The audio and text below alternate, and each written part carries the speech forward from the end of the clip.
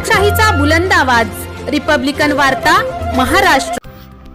पुसदच्या श्रीरामपूर येथे पोलिसांच्या सुरक्षिततेमध्ये शांततेत मतदान, दिव्यांग बांधव व महिलांनी मतदानाचा बजावला हक्क। बातमी पुसद श्रीरामपूर।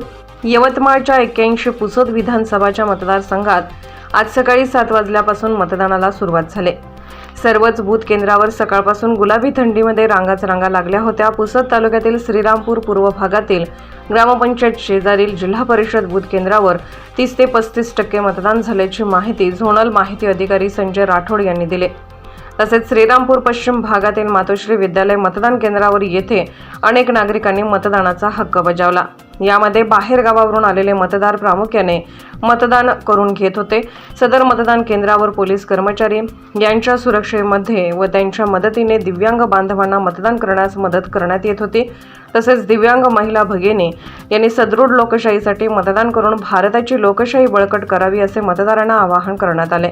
यावेळी पोलीस अधिकारी वेरुळकर, पोलीस कर्मचारी आडे इत्यादीसह मतदान केंद्रावर सुरक्षा यंत्रणा तैनात करण्यात आली होती। आज विधानसभेच्या सकाळपासून निवडणुकीला प्रारंभ झालेला आहे आणि पुसद येथील श्रीरामपूर या ठिकाणी मातोश्री कला विद्यालय या ठिकाणी मतदान केंद्र आहे आणि इथे आपल्याकडे काही महिला आहेत, भगिनी आहेत, त्यांनी आज मतदान केलं। आपण त्यांच्याकडून जाणून घेणार काय म्हणतात आहे, आज मतदान झालं यावर आपली काय प्रतिक्रिया आहे? चांगली आहे। सगळ्यांनी वोट करायला पाहिजे। आम्ही वोट करून आलोय, तुम्ही पण सगळे या। लेडीजनी मतदान करायलाच पाहिजे, यायला पाहिजे। भारत सरकार हे लोकशाही बळकट करण्यासाठी आपल्याला कायद्यान्वये मतदानाचा अधिकार दिलेला आहे। तर आपण महिलांना काय संदेश द्याल? ते अपंग असतील, युवक असतील, युवती असतील, याबद्दल आपण काय संदेश द्याल? सगळ्यांनी यायलाच पाहिजे आणि मतदान करायलाच पाहिजे, कारण आपला अधिकार आहे, त्याच्यामुळे यायलाच पाहिजे। जनरल ऑफिसर श्री राठोड साहेब या ठिकाणी पेट्रोलिंग करत आहे, आपण त्यांच्याकडून जाणून घ्या काय म्हणतात सर। आज मतदान सुरुवात झाली आणि या मतदान केंद्रावर एकूणच काय परिस्थिती आहे? एकूण माझ्याकडे जे श्रीरामपूर 10 मध्ये 252, 253, 254, 255, 256, 257, 258, 269, 270, 271 एवढे माझ्याकडे 12 केंद्र। या 12 केंद्रामध्ये आतापर्यंत जे झालेलं मतदान आहे हे एकूण 29.29% मतदान पूर्ण झालेलं आहे आणि एक अपेक्षित मतदान आहे की 65% आरामशीर येतो।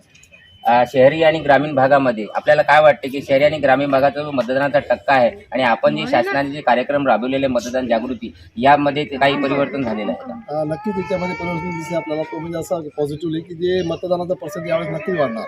जे लोकसभेला मतदान होतं त्यापैकी नक्कीच मतदान यावेळेस वाढलेलं पाहायला मिळेल आपल्याला। अजून शासनातर्फे जे अपंग मतदार आहेत आणि पोस्टल मतदार आहे यावर काय आहे आपली? पोस्टल मतदान तर आलेलंच आहे आपल्याला आमच्याकडे आणि दिव्यांगाचं जे मतदान आहे ते रेग्युलर चालूच आहे आमचं। निश्चितच या श्रीरामपूर या ठिकाणी झोनल ऑफिसर म्हणून त्यांनी या ठिकाणी पेट्रोलिंग केलेलं आहे। रिपब्लिकन वार्तासाठी विदर्भ उपसंपादक राजेश ढोले, यवतमाळ। रिपब्लिकन वार्ता न्यूजसाठी विदर्भ उपसंपादक राजेश ढोले, यवतमाळ।